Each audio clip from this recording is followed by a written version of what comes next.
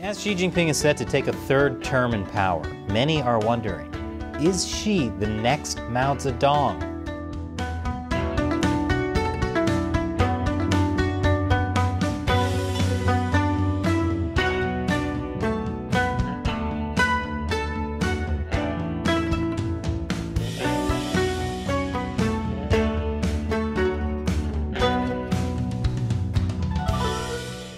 Welcome to China Uncensored, I'm Chris Chappell.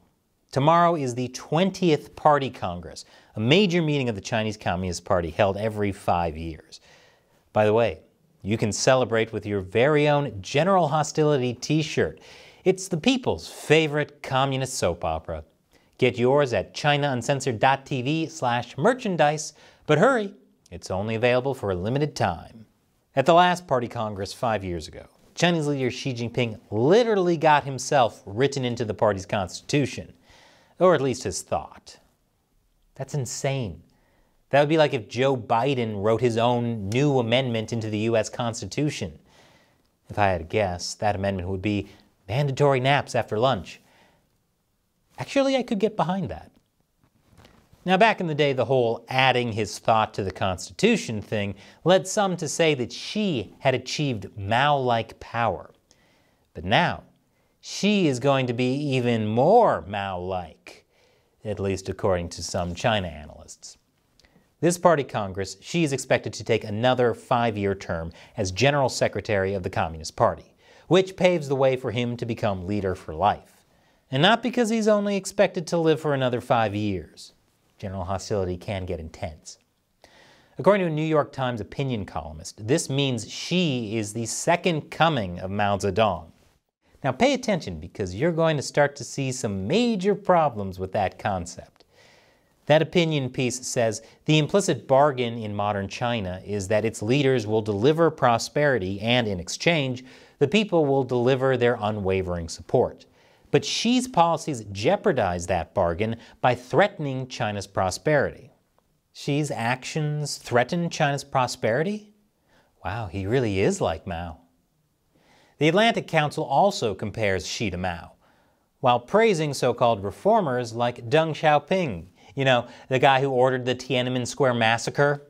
That's like people who blindly hated Trump so much they started to look fondly back at George W. Bush.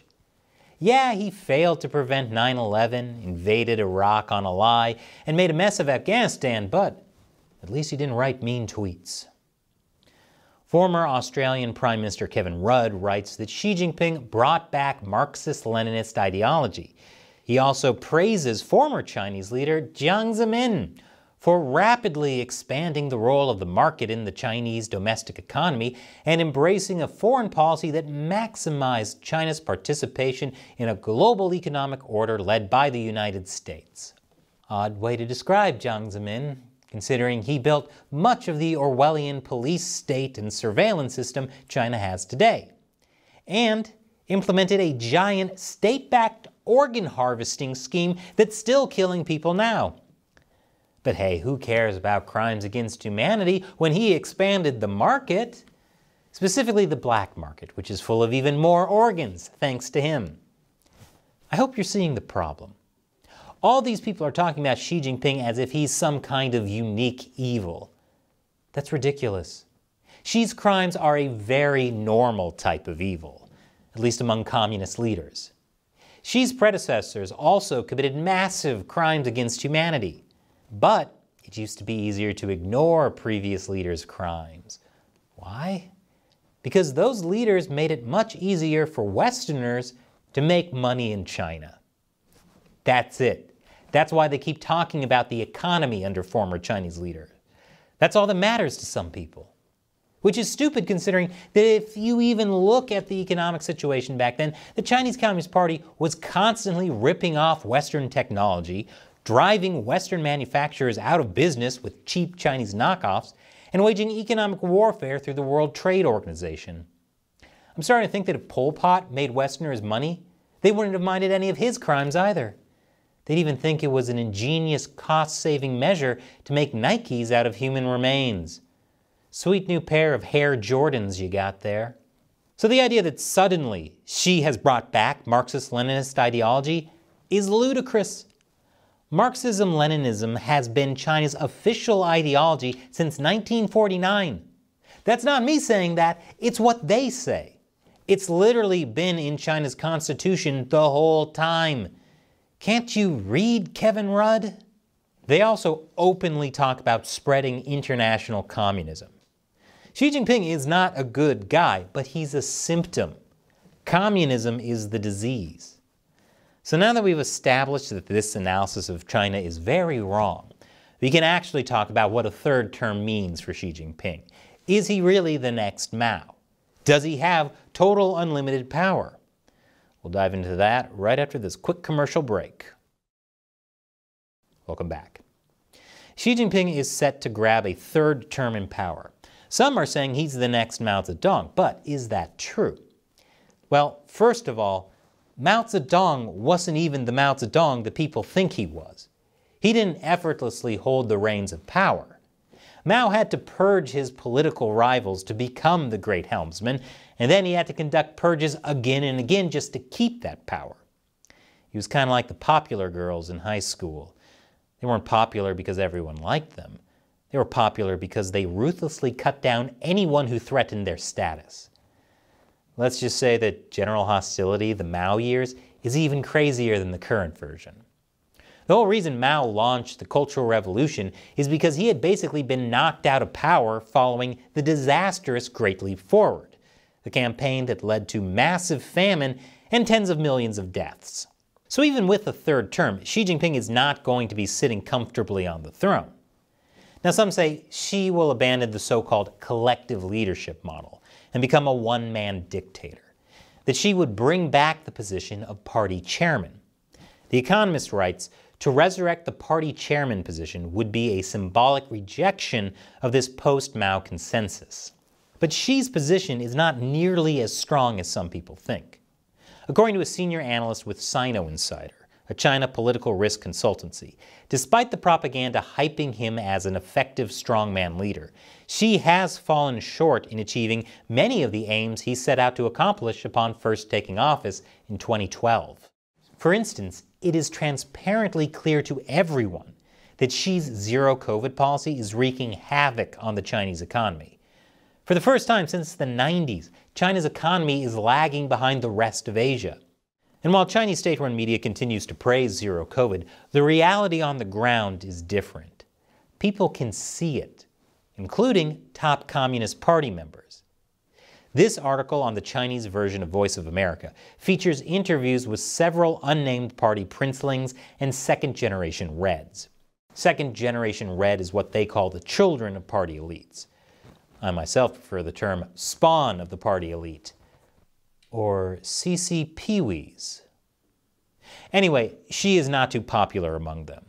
Apparently there have even been calls to replace him. I'm not surprised about that since we've been covering all the political infighting within the Chinese Communist Party for years now. It's just that those voices aren't strong enough to actually topple Xi.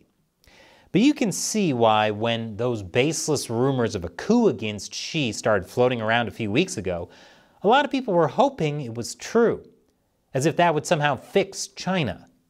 Like I said, Xi is just a symptom. Thinking replacing him would fix China is like thinking that McDonald's food would taste better if you replaced Ronald McDonald with Pennywise the Clown. Here's another telling sign Xi Jinping doesn't have the backing to become the next Mao. On October 1st, Xi clearly offered an olive branch to party elites.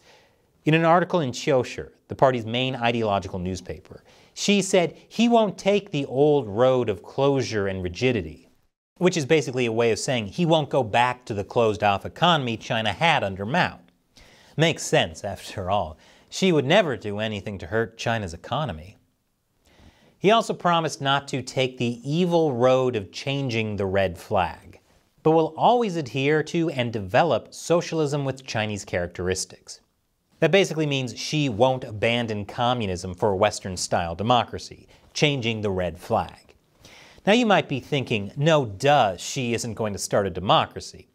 But the fact that he felt it necessary to rehash pledges he made during the 19th Party Congress 5 years ago shows at once that the CCP's red elite lack trust in Xi and that the leader himself has little confidence that the elites are convinced by his program. This would be like Joe Biden saying, "I will not replace the police with Teletubbies." The fact that he even has to say that is a problem. This is not painting an image of Xi Jinping as a man who has undisputed control over the party. This is a guy who has to constantly battle different competing interests to maintain his grip on power. A grip that, in the face of growing international skepticism and domestic economic breakdown, is probably not as strong as some people think. And China Uncensored would not be possible without support from viewers like you, either by liking and subscribing, sharing the show with your friends and family, buying an awesome t-shirt, or through direct support on the crowdfunding website Patreon. Those are the fans I call the China Uncensored 50 Cent Army, who join us in the fight against the Chinese Communist Party. As a thank you to them, I respond to their questions or comments. Shanghai Foxo asks, "Been thinking of this for a while. What would China do if Russia actually used any nuclear weapons on Ukraine? Would China respond or not?" New member of the 50 Cent Army. Welcome to the 50 Cent Army, Shanghai Foxo. Now that's a very interesting question. Putin is threatening to use nukes in his war on Ukraine. However, there currently is no sign that nuclear weapons are actually being deployed. I think it's very unlikely Putin will resort to nukes. However, if he did, what would China do? Well, China is definitely supporting Russia, but only insofar as they can get away with it. Anything that would actually put China in the crosshairs is a definite no-no. And there's a lot the Chinese Communist Party doesn't like about what Russia is doing. For example, they don't like how people are making comparisons between Ukraine and Taiwan. So I don't think the CCP would ever risk the fallout of nuclear war on behalf of Russia. But what if Putin just used a small tactical nuke? Depending on the international reaction, China would try to avoid having to condemn or sanction Russia, but they would abandon Russia if they had to. The CCP always looks out for number one. Thanks for your question and your support, Shanghai Foxo. And thank you to everyone else as well. You can support China Uncensored by going to patreon.com/China Uncensored and contributing $1 or more per episode. As one of the perks, you can ask me questions that I'll answer on the show. Once again, I'm Chris Chappell. See you next time.